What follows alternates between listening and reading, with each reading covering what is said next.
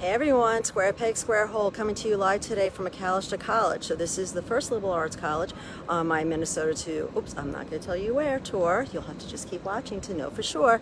So what do you need to know about Macalester? Very cute little campus here. It's 2,000 undergrads, so this is really focused on undergraduate students here. Good to know, because if you're looking for research opportunities, getting to know your professors. Small class sizes. We were in their auditorium. It is not the biggest place I've ever been in the world, just saying. So what you really get here is an opportunity to get to know your professor as well. The doors are open. It's the summer and we still saw plenty of open doors. Professors like, hey, come on in, come talk to us.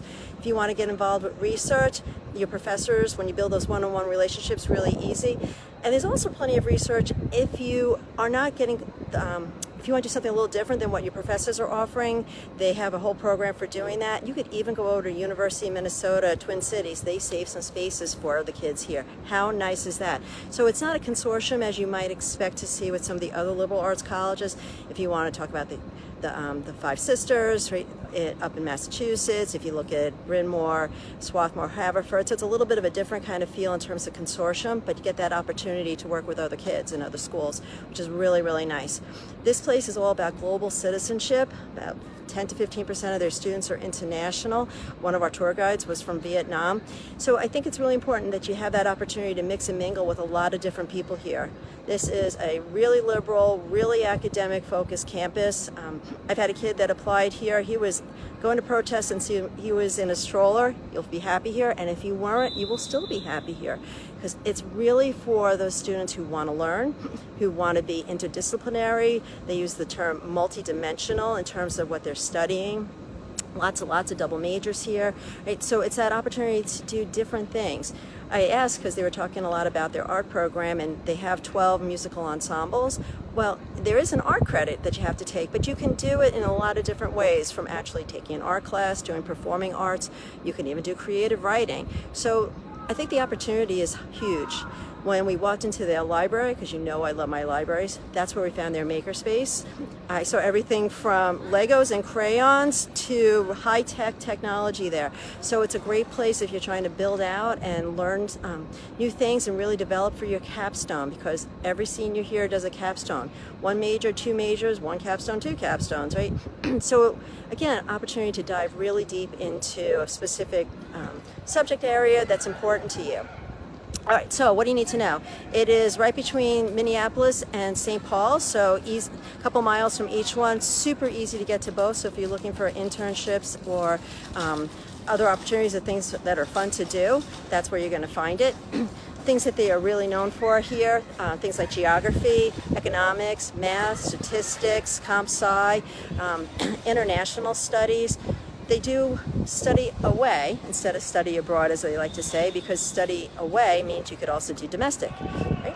And which makes sense. When I was in college, a lot of my friends did a semester down in DC because they were poli-sci history majors. So that's part of the whole feel here. However, if you are a language major, international studies, or anthropology, you have to do a semester away, just a little FYI. And they have programs all over the country, including down in Antarctica, where you can do some geographical research, so kind of cool. 20% of the students are athletes, so they are the D3 Scotties, so not a ton of kids doing that, but enough. They tend to be where the fun is happening, so no Greek life here, but all of the organizations run different things here. A lot of kids will head down to University of Minnesota if they want to have some more fun, and again, super easy to get into Minneapolis, St. Paul, the Twin Cities, and have a good time there. So what's their motto? They are committed to being a preeminent liberal arts college with an educational program known for high standards for scholarship and its special emphasis on internationalism, multiculturalism, and service to society.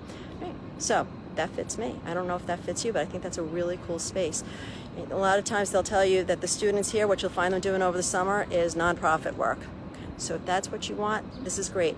Very LGBTQ plus friendly. So they have single gender rather, as well as co-gender halls, so it really depends on what you're looking for here.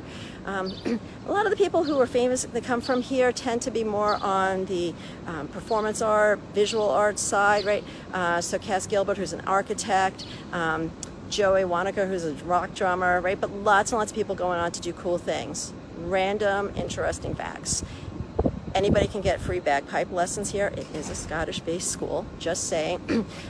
They also have one of the oldest debate teams in the U.S. and one of the newest mute court teams, and both of them are nationally champs, so lots of good things going on there.